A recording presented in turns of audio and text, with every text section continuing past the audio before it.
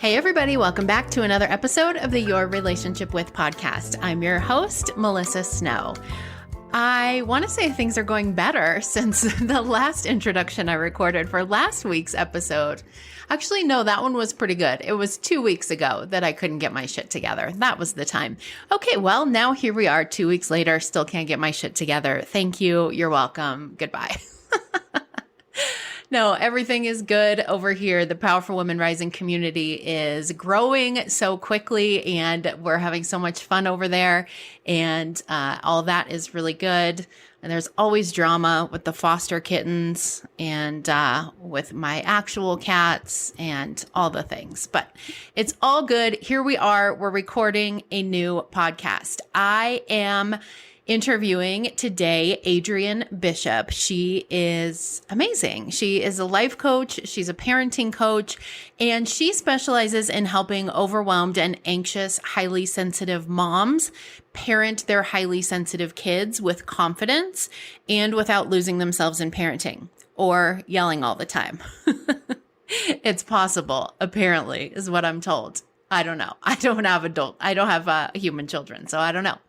But I really, really love this topic of being a highly sensitive person, especially as it relates to business, because I think there are some misconceptions about what that means to be a highly sensitive person, how you know if that is you, and if it is you, what that means about you, and what that means about your ability to be successful in business.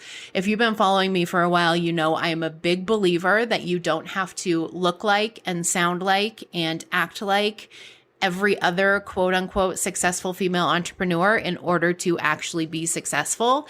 And when you can embrace the parts of yourself that are different, whether it is being neurodivergent in some way or being highly sensitive, being shy, being an introvert, whatever it is, when you can embrace that that is part of who you are and you can just show up in that being, then you're going to attract the people who are right for you. That's been true for me. It's been true for my clients, and I see it being true all over the place. And Adrienne is actually a great example of that. She has a story that she tells often about an Instagram post that went viral, and it really was just her showing up as her true authentic self. And so many people related to that because it was so different than a lot of the fake stuff that people were hearing in the parenting community. So I just love everything that she has to say. Adrienne is a certified integrative life coach. She's a certified positive discipline parent educator, and she loves helping moms unshame and process their feelings so they can feel free, at peace, and confident and love themselves and their children more. So today we are talking about your relationship with being a highly sensitive entrepreneur. So doesn't matter if you're a mom or not, doesn't matter if you think you're highly sensitive or not. I think this is a great episode for everyone to listen to so that they can either recognize these traits in themselves or they can recognize these traits in their clients. And I think that a lot of the tips that Adrienne shares in this episode are going to be really helpful for you either way. So check out my interview with Adrienne. Make sure to follow her on Instagram. She's also offering a 20-minute free session for any listeners who feel like this applies to them and they want to work on unblocking some issue in their business. She would love to chat with you about that. So here we go.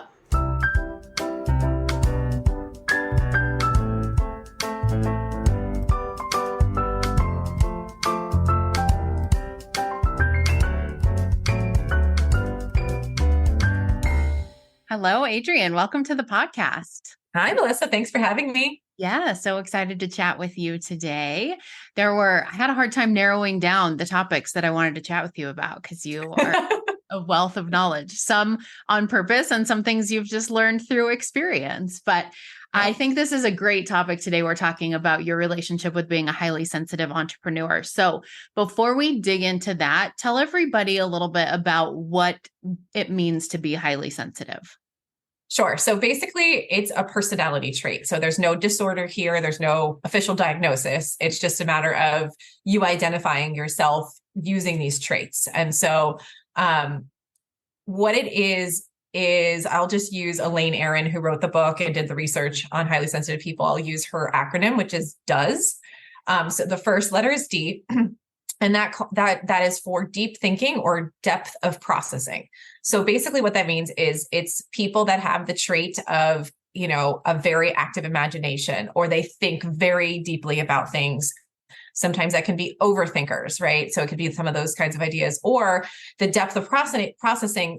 A lot of kids or people, I work with parents with kids, will process things a little on the slower side because they're deeply processing it, right? It's not like it's this surface level. So like that includes the five senses. So even walking into a room, they're going to process not only what they're seeing, what they're, hearing, but they'll also process like everyone's feelings, everyone's like sort of energy. And so it takes a while for people like this to either respond sometimes or maybe even like just warm up to everyone, and just kind of get used to what's happening in the room. Sometimes they feel like they're absorbing everything without being able to filter it, which leads me to the next letter, which is an O, overstimulation, overarousal.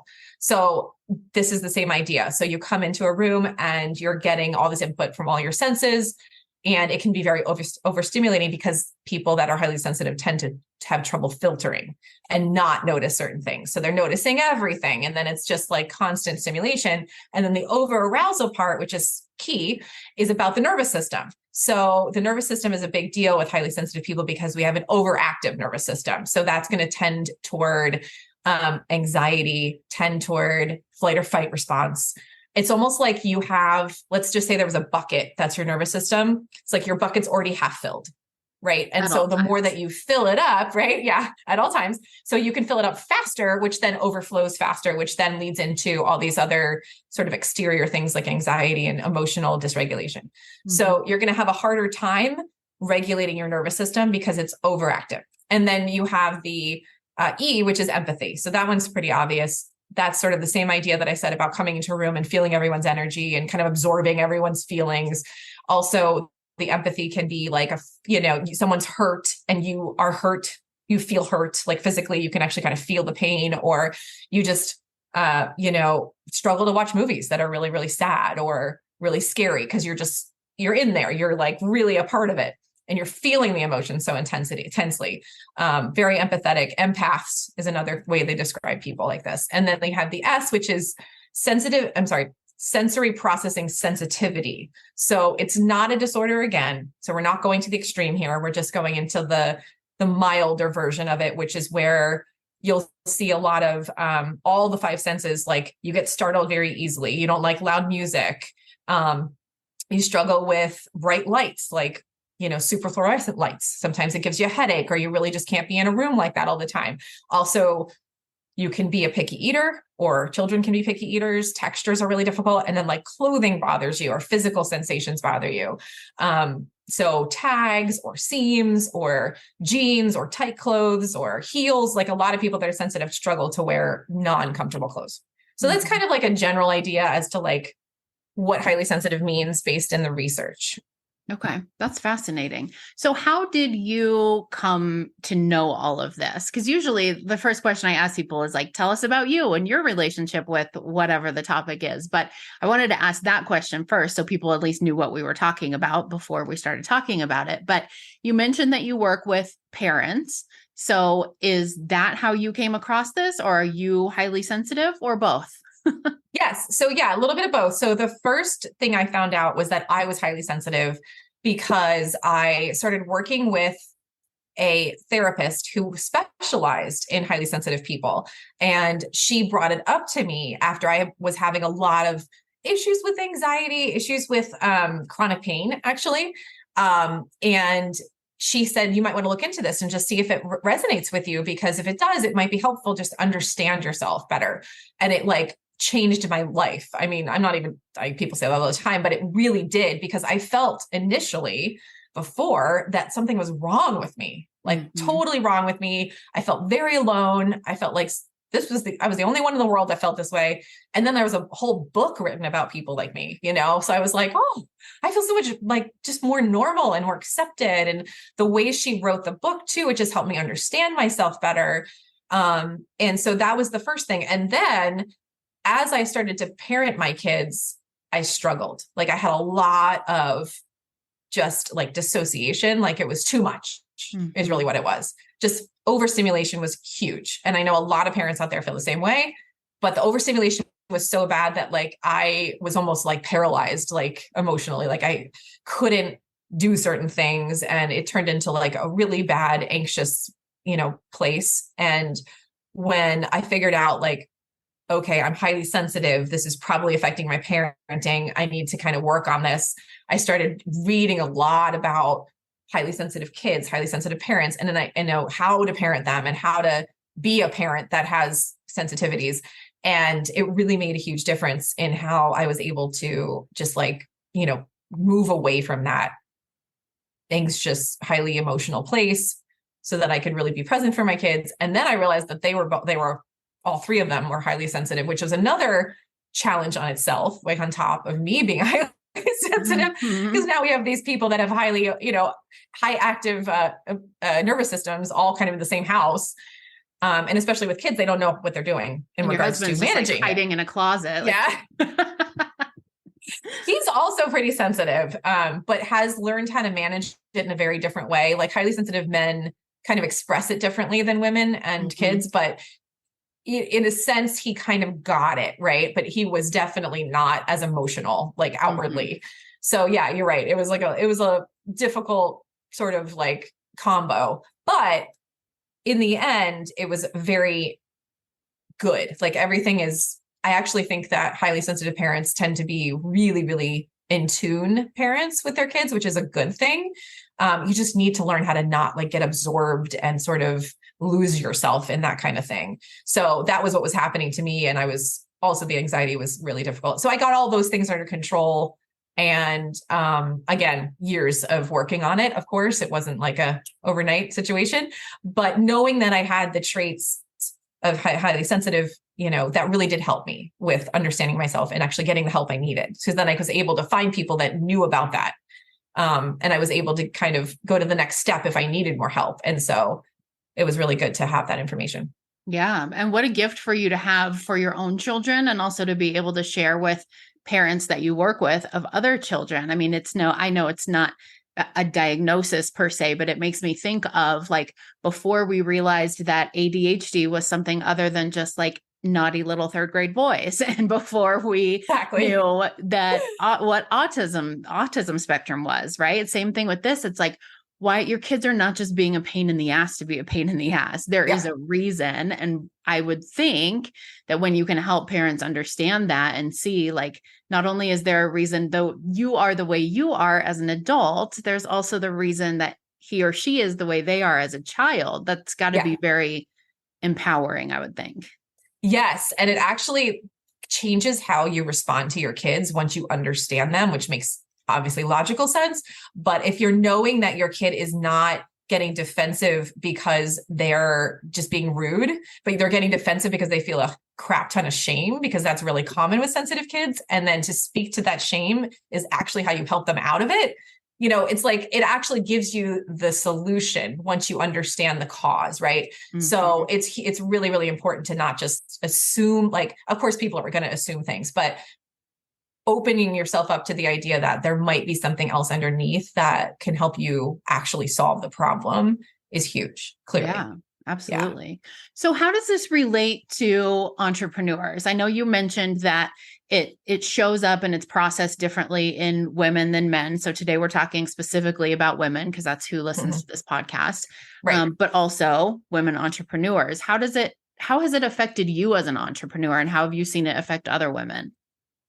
Yeah. So I remember sort of starting my business and it being like the scariest thing I've ever done, which I think a lot of people feel that way. You do not have to be highly sensitive to be afraid of starting a business. But I remember it really being, with the way that I would describe it, it was an overload for my nervous system, like putting myself in front of others, my work, how I felt, what I was doing, even just offering to coach people, right? Because I started out with a couple of free clients. It was a very, very visceral experience of overload, and not that it wasn't something that I continued doing. I kept doing it. But what happens is, for me, especially, I think a lot of highly sensitive people, their bodies will not let them overload themselves too many times before they will literally stop you in your tracks. Either it will give you something it'll make you sick. It will give you physical pain. You'll have some sort of big anxiety attack. You'll shut down like, emotionally and have to go like, I don't know, sleep. Or you just won't get clients is really what happens, right? It's like your nervous system knows you're not in the right place to receive and to help. And so the biggest thing that I have learned is that you need to know how to take care of that piece of the puzzle. You need to know how to pay attention to it. And it can't be this hustly work environment at all, which I think a lot of sensitive people go into entrepreneurship because they can't do the 9 to 5, because they can't do the employee situation, right? It's too much, or it just doesn't work for their personalities. And so they get into entrepreneurship and they have all this leeway and flexibility, and they can take breaks, and then they start hustling or pushing themselves. And then it just completely falls apart because it's not working for them and their systems. And so a lot of times I still am working on this. I have to really pay attention and sort of prevent some of these things from happening by using certain tools and by really making sure that my nervous system is regulated as much as possible. And again, I still miss it because your unconscious mind is really good at sort of tricking you. So that's also fun, is like, I feel okay. Like, I'm okay. I don't need to pay attention to this. But in reality, you're just in like survival mode or shock. So what happened to me this spring actually put me into survival mode, is that I ended up going viral on Instagram, and I was getting so many consults. I got like 46 in 1 month.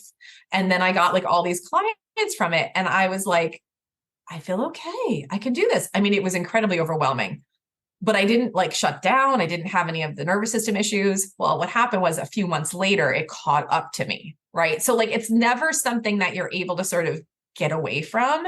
And so I think a lot of people, like, pretty commonly, like if you just in business, you're going to put yourself, you're going to post a lot. You're going to post something that's vulnerable. You're going to post something. And a lot of times there's this like really strong shame feeling that comes up, like, oh my God, I can't believe I did that. People are going to hate me. People are going to not like me.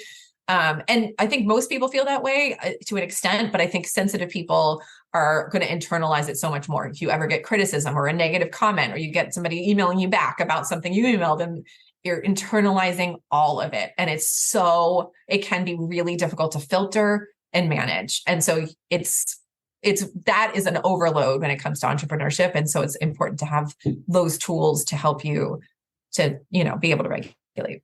Yeah. And it sounds like it can show up in a number of different ways, whether it is like, I think there's probably times that it is so much that it's like paralyzing, and I'm just going to stop, and I'm just not going to post, and I'm going to cancel this consult, and I'm not going to do the things.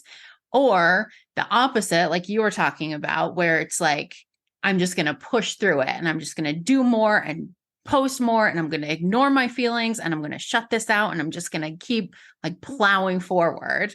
So I think that's important to note, that it's not necessarily like, it's not going to look the same in everybody, right? It's probably going to show up in different ways, depending on a lot of different things, how you've learned to process your feelings, how feelings were handled as a child growing up.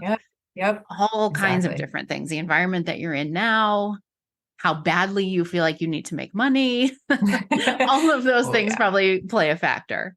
Definitely. And that's a really good point. You definitely want to tune into what's happening for you, and it will show up very differently. So the way it shows up for me is just my example, right? But yeah, definitely, like, it can be a little bit deceptive sometimes, and I think even if you're not highly sensitive as an entrepreneur, you're going to go through some of this too. I think where it becomes like a sensitive issue is when it like is just baseline for you, and it's who you are, and it never sort of disappears completely, right? So like there's a fear of posting, or there's like a nervousness around posting, but maybe you do it, get some clients, you're feeling okay, and you're able to keep going, and that's that. Like, that's probably not a sensitive person. But like if it's something that just is like a through line of, no matter how successful you are or how much money you're making, you still have that feeling to like a very extreme, place, I would say it might be a sensitivity. For sure. Yeah.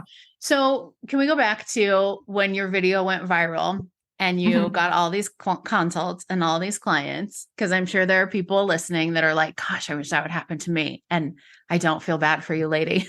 But Totally. what were your big takeaways from that experience? Because it sounds like initially you felt like, okay, I got this under control. And then there was a point that you were like, okay, maybe I could have done this a bit differently. What were your big learning experiences from that? So we all want this fast growth, right? It feels like it is the goal, but I have to be honest, most people cannot sustain it and they can't really manage it, even if you're not sensitive. Okay. I went from 500 followers to 68,000 in less than 2 months. That is a massive shift, right? So you don't have time to catch up. Your nervous system doesn't have time to catch up with that number.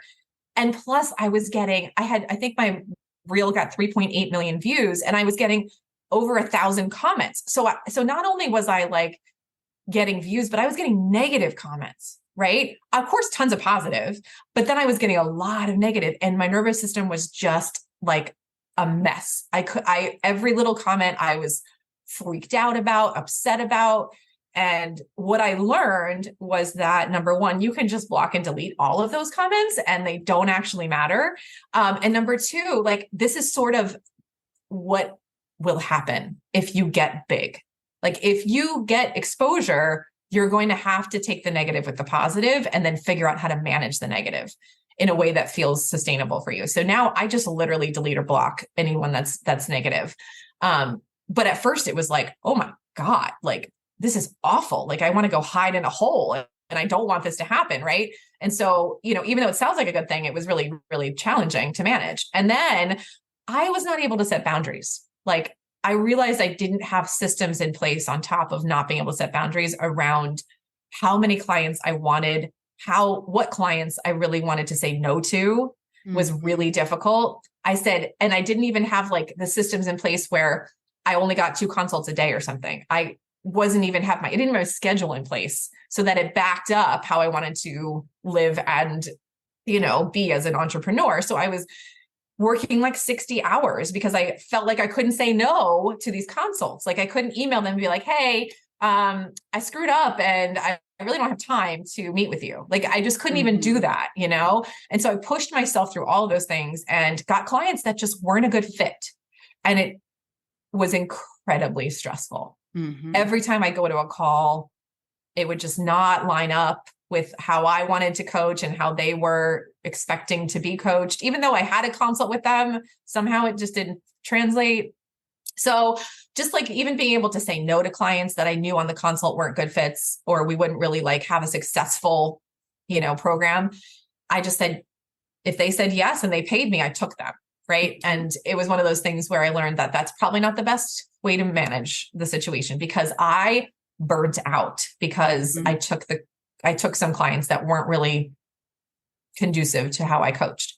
So I think those are the main things that I realized. And also I didn't really have the capacity to I was working one-on-one. So I only could take a certain number of clients. And so I took too many.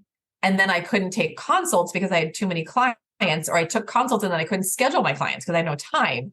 So it was like all these little logistics that you don't really think about at all when it comes to just like, sounds like a great thing. I have all these people coming for me and wanting things, but there's a lot of logistics that I just didn't have in place.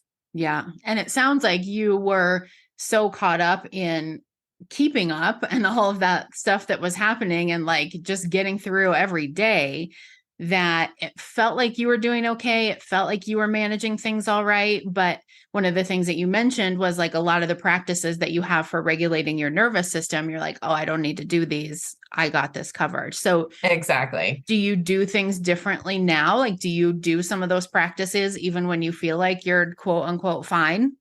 Oh yeah, for sure. And actually every time I have any sort of, I want to say negative feeling, like anything that comes up and I feel myself resisting the feeling, let's say I'm disappointed that somebody said no. And typically sometimes in my mind, I'll say like, I shouldn't feel disappointed. It's fine. Like I'll find another I stop myself because that is the number one reason that me personally am dysregulated is when I resist my feelings. Some people avoid. Some people react, right?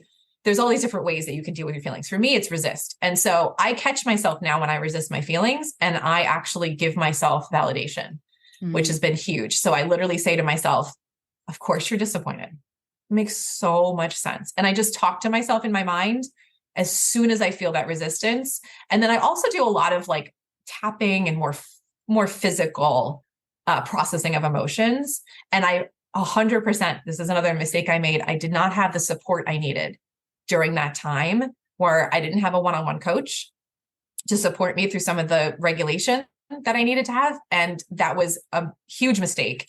And now I do. So I keep those supports in place. I actually have I have a coach and a therapist, just to make sure that I don't just go into that mode again and feel like I'm fine and or think I'm fine and I'm not, and that's been really, really good, because I can go through with my coach, I can go through with her some of these practices, and we can process some things that are big, and she's able to provide that validation for me and help me feel like what I'm feeling is, again, totally understandable and makes sense. And to have someone in relationship do that for you is like incredibly healing. Mm-hmm. So, it's not something you want to like overlook if you're an entrepreneur. It's like the support system has to be there. Like I have a business coach, a regular coach, and a therapist, so it's like, I get that it costs money, but it's really critical for you to sustain the business that you want to have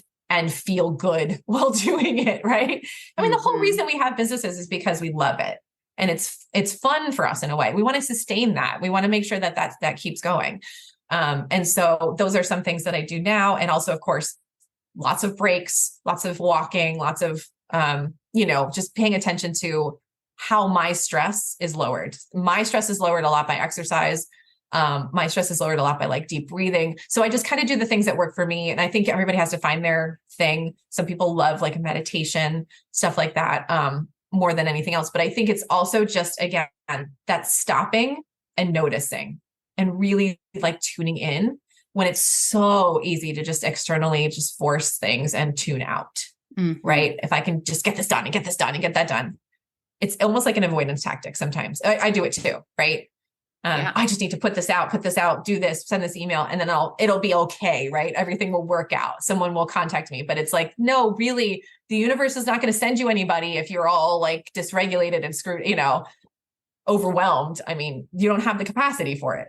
And I've seen that like, time and time again, where I'm like, what's happening? Why is no one, signing up for anything? And then I'm like, oh, it's because I couldn't handle it right now. Like I couldn't handle more than I already had on my plate.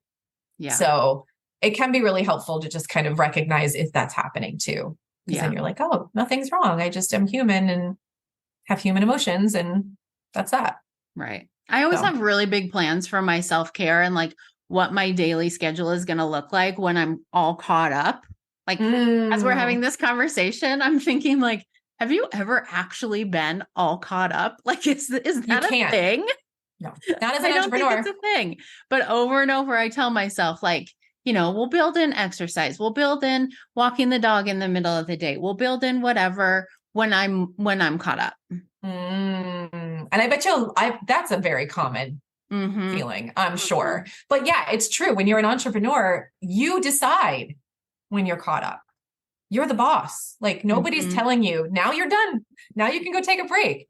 You actually get to decide that. And so there has been times for me where I'm like, okay, I could either post a reel or I could go for a walk right now. And I just tap in. And half the time my brain is like, you got to post a reel, dude, because this is the important thing. And then my body's like, I can't.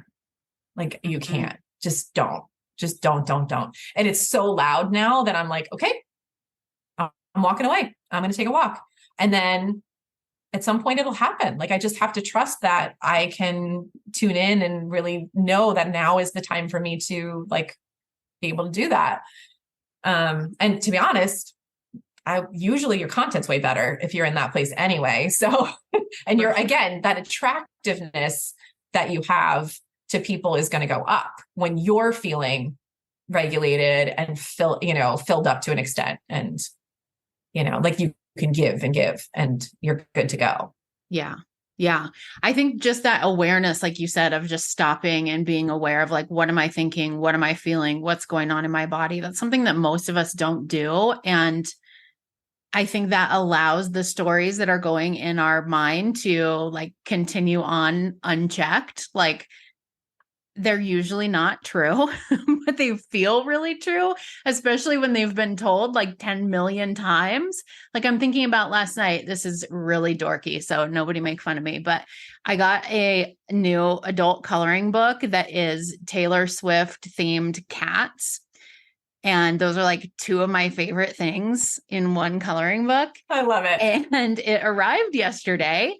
And I also got these new gel pens. I don't color. This is not my thing, but I'm like, okay, I'm going to color now that Taylor Swift cat coloring book exists. And so last night I'm like, I can't. I really wanted to do my coloring book because I just got it, but I was like, no, I can't. I got so much to do. I have way too much to do. Like over and over again. That's always my story. I have way too much to do. And it's even harder when you work in your home, right? Because then it's not like, well, I'm going to drive back to the office and do my work, which I probably wouldn't. But if it's like, I'm going to walk 5 steps. And so I came back in here and I looked at my calendar and I looked at my to-do list and I was like, do you really have too much to do that you could not take tonight off and color in your Taylor Swift coloring book? And I'm like, no, I'm actually like really pretty caught up on a lot of things. But it's like just taking that time to stop and be like, is this story even true? Well, I mean, you're not alone in that. And there's many reasons why, but one of the main reasons is because that's how we were conditioned in this culture, right? This patriarchal hustling, productivity equals worth. Whole other episode, but productivity equals worth is a really, really big one. Or productivity equals like dopamine or success, whatever. But we're like productivity machines. So like if you're not stopping and checking in with your body, it is not your fault. We are not trained to do that in this culture, right? There was no, like when you were a kid, nobody was like, hey, bud, how are you feeling? Do you want to do that? Is that really a good thing? Like, do you want to sit and just relax instead? Nobody's doing that for you, right? So like, how does it feel in your body? Like, I mean, that's why I coach parents, because I want that to be the next, situation for our kids. But like, it is something that we are unconsciously conditioned to, right? Yeah. And so to really have the habit of, well, you call it self-care, which, definitely qualifies. But for me, it's like taking care of my nervous system is critical. Like it's literally like life or death in my mind, and, but it is still really easy even for me who knows all these things about myself to just ignore my body, right? Because we're conditioned unconsciously not to pay attention to it. And, it's so funny because when I deal with clients, sometimes they don't understand, they don't have that consciousness that they have feelings in their body at all. It's all head based, right? And that's also something that a lot of us were trained to feel or go to, is like, oh, I feel it in my head. It's like, no, actually emotions are felt in the body, right? That's where they are, but it's not something that we're consciously aware of. Like most people aren't consciously aware of it. So how are you supposed to tune in if you don't even know that your emotions are in your body or what they feel like, or, it can feel like a very different way of being, and to just keep going and working and just doing what you have to do. That feels a lot more comfortable a lot of times, Yeah. And probably even more complex when you are a highly sensitive person. And so you've probably been told many times in your life that you're too much, you're too sensitive, you're being dramatic, you're getting worked up over nothing, right? Like all these messages that you get that how you feel and what you think and whatever's going on in your body is wrong. And so I would think a lot of people have learned to just kind of override that. And so there is a element of like getting back into like, it's okay that this is how I feel. It's okay to acknowledge that. It's not too much. It's just who I am. And I have to be honest about it if I'm going to get through this. Right. Yes. And I do think that a lot of times when we do start paying attention to our bodies, it can be very hard, like very uncomfortable. Like I said, it can be super uncomfortable because there's all this rhetoric going on in our mind that something's wrong because we're not able to push through. We're not able to hustle. We're not able to do the 9 to 5. Like we're not doing enough or being productive, or If you get busy and you can't handle it, right? That's always what it felt like for me. Like, I can't handle X, Y, or Z. And so then I'm like, well, I can handle it. Nothing's wrong with me. Like I'm smart. I can figure this out. I can handle it. But in reality, it's not about that. Like most of us actually weren't built to handle many of the things, like physically and viscerally and nervous system wise, built to handle this culture.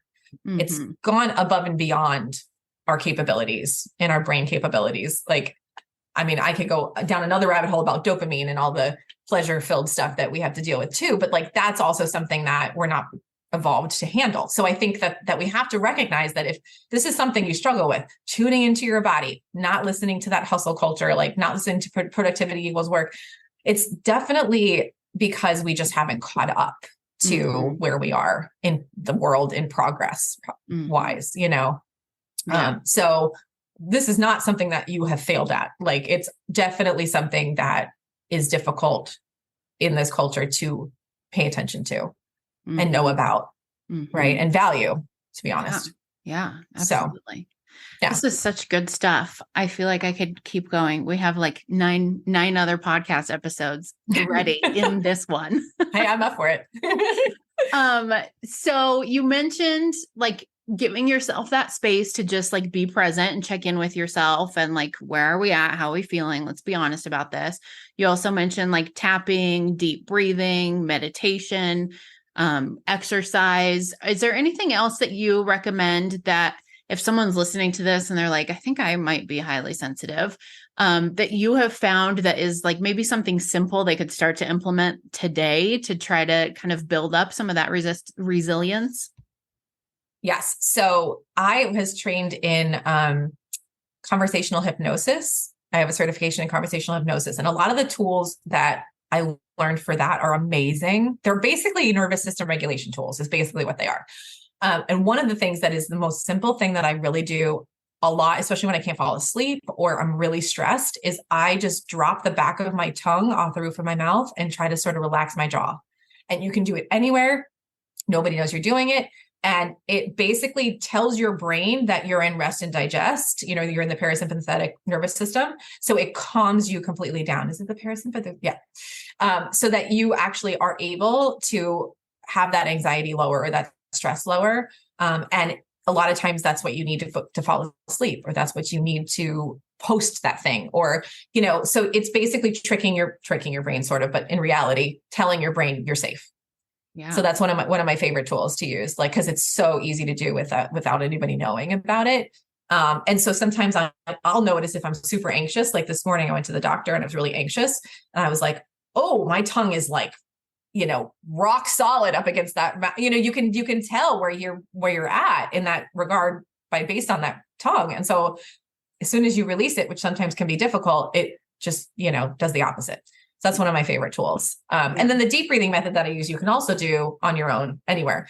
It's in for 4 and then exhale for 8, because the long exhale engages your vagus nerve, which is what your nervous system is built on. So you're going to long exhale. And again, in through the nose, out through the mouth. But that one is super, super easy to do anywhere. So if all you're doing is catching yourself in resistance, avoidance, some sort of feeling, doing a deep breathing or doing a drop the tongue, it's going to be a huge difference. Like just even those small little shifts, even if it's like once a week, you remember to do it, you know? So, and that's one of the things that I like about these tools is like, there's no prescription on how often or when. It's just getting them involved, just getting them sort of in your habit, you know, in your habits throughout the day to just kind of remember some of it. And you can't really fail at it. Like if you're doing it at all, you're succeeding. So it's like, it's nice. It's nice. So you don't have to be hard on yourself about it. It's not like that. Yeah. So that's really good. I would guess 90% of the people listening did exactly what I just did when you said that, and was like, oh my gosh, I did not realize I was like clenching my jaw. And then when you were talking about the deep breathing and I was breathing and I was like, I don't think I've breathed like this all day. I know. It's really so good. easy to forget that stuff. It really is. And that makes a big difference when you remember. It's crazy. Yeah. So if anybody wants to connect with you further, if they want to learn more about what you do with parents, if they want to learn more about how they could help support maybe their highly sensitive child or anything about you, maybe they just want to see the reel that went viral, what's the best way for them to connect with you? Yeah, I mean, typically Instagram, I would recommend. It's Adrienne Bishop Coaching as my handle. And the Real I Went Viral is pretty deep buried in there, but you'll find it if you look. And then I also have a Facebook group, Calm Confident Parenting. So those are probably the best ways. And then if you're anywhere on either of those things, you should be able to find my email and stuff like that if you want to contact me further. Awesome. I will put the links for both of those things in the show notes so everyone can follow you. And thank you so much for coming on the podcast. This was super, super good. Thank you, Melissa. Appreciate it.